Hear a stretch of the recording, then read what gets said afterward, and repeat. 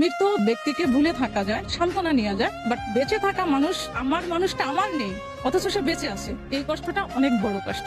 জীবনে কোন মানুষটার কাছ থেকে বেশি কষ্ট পেয়েছে? আমার প্রাক্তন।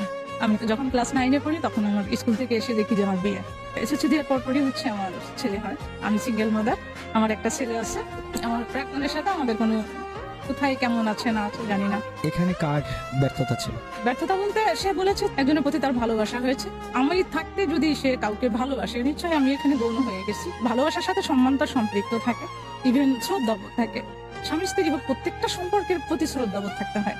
তো সেই জায়গা থেকে আমার কাছে মনে হয়েছে যে না, তো সেই জায়গা থেকে বেরিয়ে আসা আমি চেষ্টা করেছি। আমি 2012 সালে যখন আমার বয়স অনলি মাত্র 23, তখন থেকে আমি একা।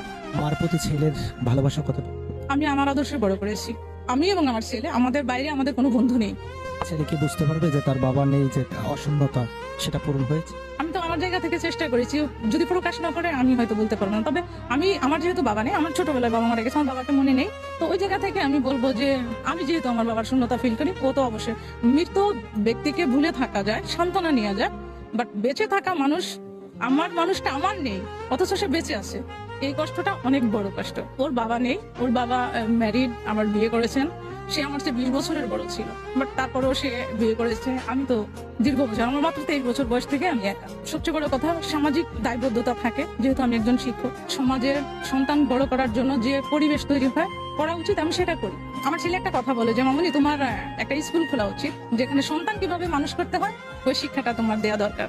একটা সন্তানের ভালো মা হতে হলে কোন গুণগুলো থাকা দরকার? নিজের সব চাওয়া পাওয়া বিসর্জন দিতে হবে। বিবেকবোধ, এই দুই সমন্বয় জীবন যখন